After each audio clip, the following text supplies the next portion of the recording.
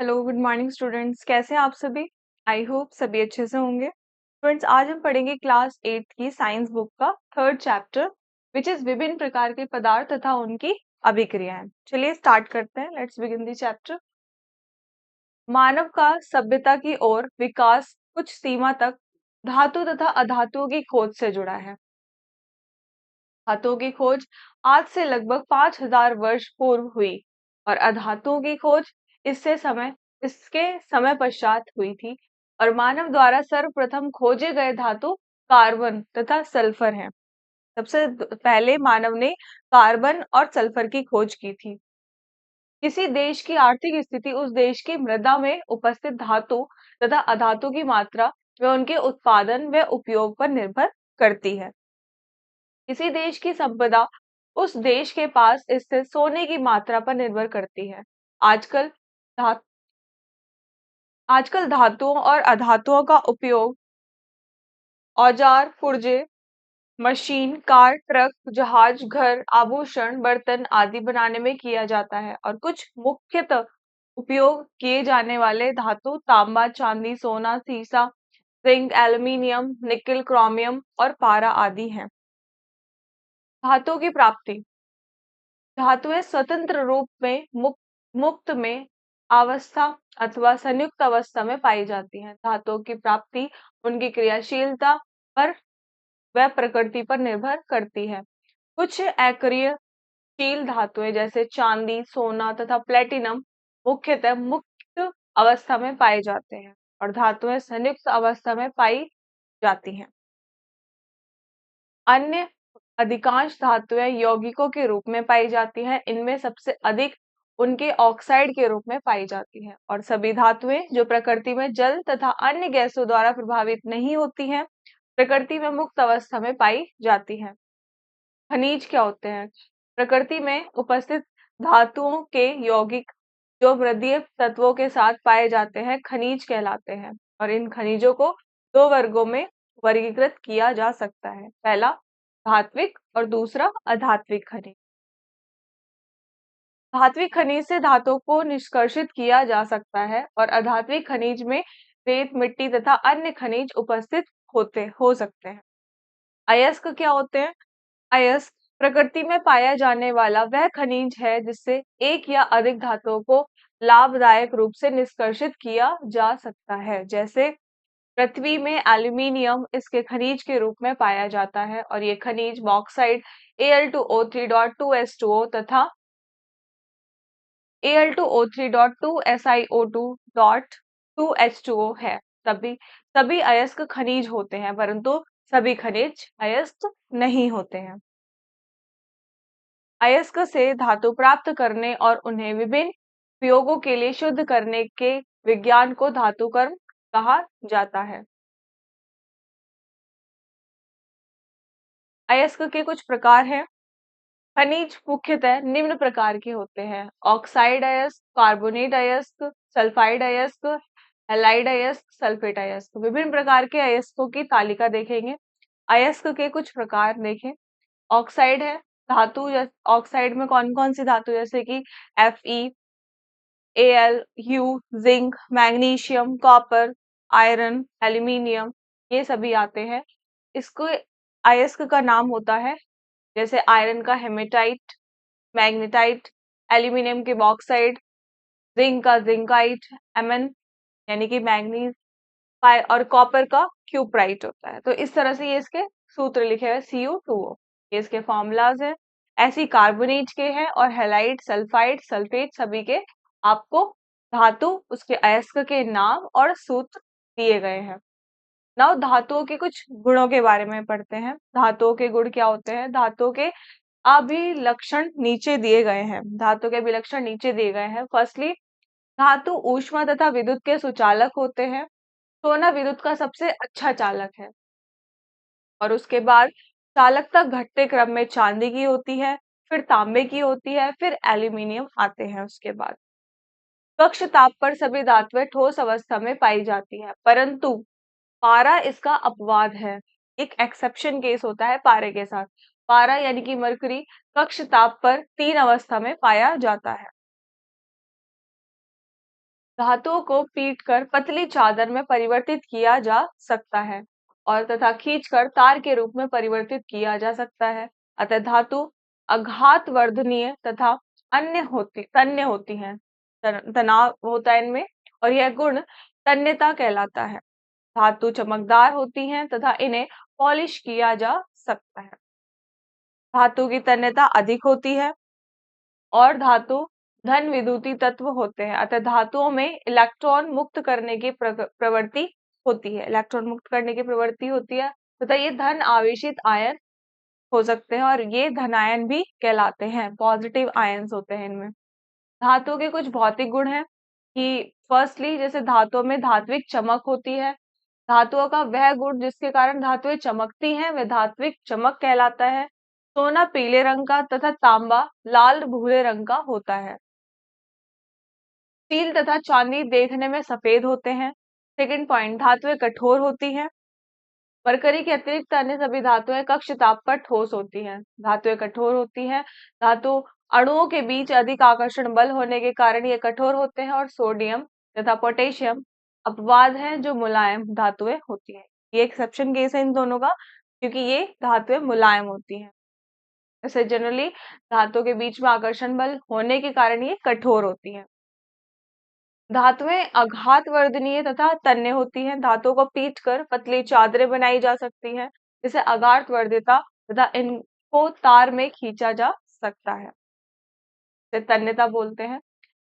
Next है चालकता। चालकता क्या होती है? धातुएं ऊष्मा तथा विद्युत की सुचालक होती हैं। चांदी ऊष्मा तथा विद्युत का उत्तम चालक है।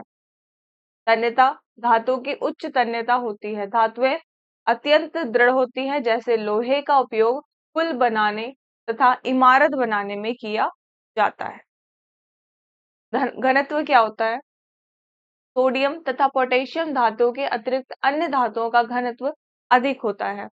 और ध्वनि, धातुएं ध्वनि उत्पन्न करती हैं और अधिकांश धातुएं गिरने अथवा पीटने पर ध्वनि उत्पन्न करती हैं। धातुओं के कुछ रासायनिक गुण देखेंगे। धातुओं की ऑक्सीजन के साथ क्रिया, ये एक क्षारीय ऑक्साइड बनाते हैं। क्षारीय ऑक्साइड बना लेते हैं। जब आप धातु Mg यानी कि मैग्नीशियम की रिएक्शन ऑक्सीजन के साथ कराएंगे तो ये 2MgO यानी कि मैग्नीशियम ऑक्साइड बनेगा। जिंक की ऑक्सीजन के साथ कराएंगे तो जिंक ऑक्साइड बनेगा। कॉपर की ऑक्सीजन के साथ कराएंगे तो कॉपर ऑक्साइड बनेगा।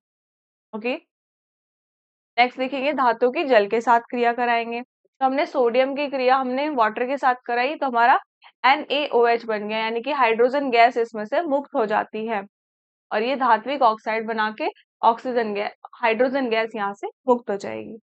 जैसे हमने जिंक की रिएक्शन वाटर के साथ कराएंगे तो जिंक ऑक्सीजन के साथ ऐड होगा एंड हमारी हाइड्रोजन रिमूव हो जाएगी, मुक्त अवस्था में हो जाती है।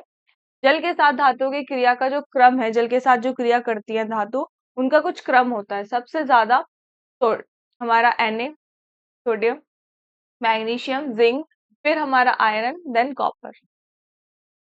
नाउ धातु की तनु अम्लों के साथ क्रिया कराएं यानी कि HCl हाइड्रोक्लोरिक अम्ल होता है, तनु अम्ल बोलते हैं इसको। तो ये धात्विक लवण बनाते हैं और हाइड्रोजन गैस इसमें दोबारा से मुक्त अवस्था में हो जाती है। जैसे कि सोडियम की HCl के साथ रिएक्शन होगी तो 2NaCl बन जाएगा यानी कि 2 मॉलिक्यूल्स है तो 2 आ गया यानी कि NaCl और हाइड्रोजन रिमूव। देन मैग्नीशियम के HCl से होगी तो MgCl2 हाइड्रोजन रिमूव। ऐसी आयरन के HCl से तो FeCl2 एंड हमारी जो हाइड्रोजन है वो रिमूव हो जाएगी। नाउ फोर्थ पॉइंट इज धातु की लवणीय विलयन के साथ क्रिया कराएं। अगर अधिक क्रियाशील धातु अगर इसके लवणीय विलयन से कम क्रियाशील धातु को विस्थापित कर देता है, अधिक वाली जो है वो कम वाले को विस्थापित कर देगी। लाइक हमने जिंक मेटल है उसकी रिएक्शन कराई हमने CuSO4 से, कॉपर सल्फेट से, तो क्या होगा? नीले रंग का सॉल्यूशन होता है CuSO4, उसके साथ रिएक्शन करते टाइम हमारा Cu तो अलग हो जाएगा और ZnSO4 एक साथ ऐड हो जाएगा। ओके, तो क्रियाशील धातु को इसने विस्थापित कर दिया। Cu यहाँ पे सबसे ज्यादा क्रियाशील था तो वो विस्थापित हो जाता है। अधिक क्रियाशील धातु इसके लवणीय विलयन से कम क्रियाशील धातु को विस्थापित कर देते हैं। तो Cu कम क्रियाशील था स्टूडेंट्स, तो इसलिए Cu को अलग कर दिया। यहाँ पर भी Cu कम क्रियाशील है तो यहाँ पर भी Cu अलग है। अब धातु की अभिक्रियाशीलता श्रृंखला किस तरह से होती है देख सकते हैं आप लोग। ये जो क्रम है वो अभिक्रियाशीलता ये अधिक, ये कम है, ये अधिक वाले हैं।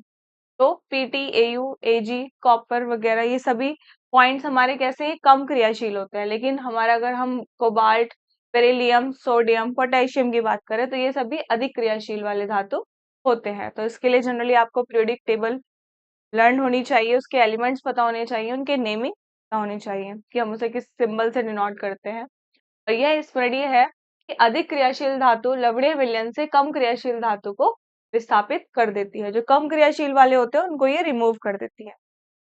और यह अभिक्रिया विस्थापन प्रतिस्थापन अभिक्रिया कहलाती है। धातुओं का वर्गीकरण किस प्रकार होता है? धातु को लौह धातु तथा अलोह धातु में वर्गीकृत किया जा सकता है। फर्स्टली, लोहा, निकिल, कोबाल्ट तथा क्रोमियम लौह धातुएं हैं। सेकेंडली, अलोह धातुओं को पुनः निम्न समूहों में वर्गीकृत किया जा सकता है। फर्स्ट, हल्की धातुएं जैसे कि sodium, potassium, magnesium, beryllium, aluminium. भारी धातुओं में क्या क्या आता है, जैसे कि कॉपर, हमारा आयरन, ये सभी भारी धातुओं में आएगा। रक्षित धातुएं जिंक आ गया, क्रोमियम, निकिल, ये सभी रक्षित होती है। निष्क्रिय, जो किसी के साथ क्रिया ही नहीं कर सकती, वो एजी, एयू, पीटी, ये सभी कैसी होंगी, निष्क्रिय धातु होती हैं। दुर्लभ धातुएं जैसे कि लिथियम, बेरिलियम, ये सभी बहुत ही ज्यादा दुर्लभ धातुएं होती हैं। और रेडियो एक्टिव धातुएं होती है जैसे कि हमारा यूरेनियम हो गया। तो RaU, TH ये सभी हमारे कैसे हैं, ये रेडियो एक्टिव धातु है जो रेडियो एक्टिविटी शो करते हैं। अधातुओं की प्राप्ति किस प्रकार हुई है, देखेंगे।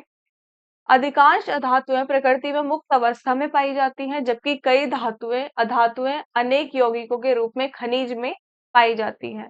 नाइट्रोजन की प्राप्ति की बात करते हैं। नाइट्रोजन वायु में मुक्त अवस्था में पाई जाती है तथा चिली सॉल्ट पीटर यानी कि NaNO3 तथा नाइट पोटेशियम नाइट्रेट KNO3 के रूप में संयुक्त अवस्था में पाई जाती है। ऑक्सीजन की प्राप्ति, तो ऑक्सीजन पृथ्वी में प्रचुर मात्रा में पाए जाने वाला तत्व है। हाइड्रोजन की प्राप्ति, हल्के तथा अधिक क्रियाशील होने के कारण हाइड्रोजन संयुक्त अवस्था में पाई जाती है। और अधिकांश धातुएं खानों से खोदकर प्राप्त की जाती है अथवा कुछ उद्योगों से यह सह उत्पाद के रूप में प्राप्त होती है। और रासायनिक विधि द्वारा फास्फोरस, सिलिका जैसी अधातुओं को अनेक अयस्क से प्राप्त किया जाता है। अब है अधातुओं के भौतिक गुण। तो देखेंगे इसके कुछ भौतिक गुण होते हैं स्टूडेंट्स, जैसे कि फर्स्ट है भौतिक अवस्था। कक्ष ताप पर अधातु ठोस, द्रव अथवा गैसीय अवस्था में पाए जाते हैं। सेकेंडली, दृश्यता की बात करें तो ये देखने में भद्दे होते हैं, अर्थात ये चमकते नहीं है। और यद्यपि आयोडीन तथा ग्रेफाइट ऐसी धातु है जिनमें धात्विक चमक होती है। थर्ड, अधात वर्ध्यता या फिर चमक की बात करें तो अधातु न तो अधात वर्ध्य होते हैं और न ही तन्य। चमकदार अधातुएं भंगुर होती हैं और हथौड़े से पीटने पर अथवा दाब पड़ने पर टुकड़ों में टूट जाती हैं। इनमें कोई तन्यता नहीं होती है। तन्यता की बात करें तो इनकी तन्यता बहुत कम होती है। चालकता की बात करें तो ये ऊष्मा तथा विद्युत के चालक नहीं होते हैं और अधातुएं कुचालक होती हैं। ग्रेफाइट ही केवल अधातु है जो ऊष्मा की ये विद्युत की सुचालक होती है। सिर्फ कौन, ऊष्मा तथा विद्युत के चालक नहीं होते और अधातु कुचालक ही होती है। ग्रेफाइट ही केवल ऐसी अधातु है जो कि ऊष्मा तथा विद्युत की सुचालक होती है। घनत्व की बात करें तो इनका घनत्व मुख्यतः बहुत ही कम होता है। और हीरा इसका एक अपवाद है, यानी कि इसका एक एक्सेप्शन केस है हीरा। और हीरा सबसे कठोर प्राकृतिक पदार्थ होता है, जो कि गुण तो उसमें हमारा किसमें पाया जाता है, धातुओं में। लेकिन ये अधातुओं में पाया जाने वाला तत्व है। और ध्वनि, अधातु ध्वनि उत्पन्न नहीं करती है, इनमें कोई ध्वनि उत्पन्न नहीं होती है। तो ये थे स्टूडेंट्स आपके, तो हम धातुओं के रासायनिक गुण नेक्स्ट क्लास में पढ़ेंगे। आई होप आपको ये समझ आया होगा धातु के बारे में, धातुओं के बारे में, उनकी प्रवृत्ति, उनके भौतिक गुण और उनके रासायनिक गुणों के बारे में। Thank you so much.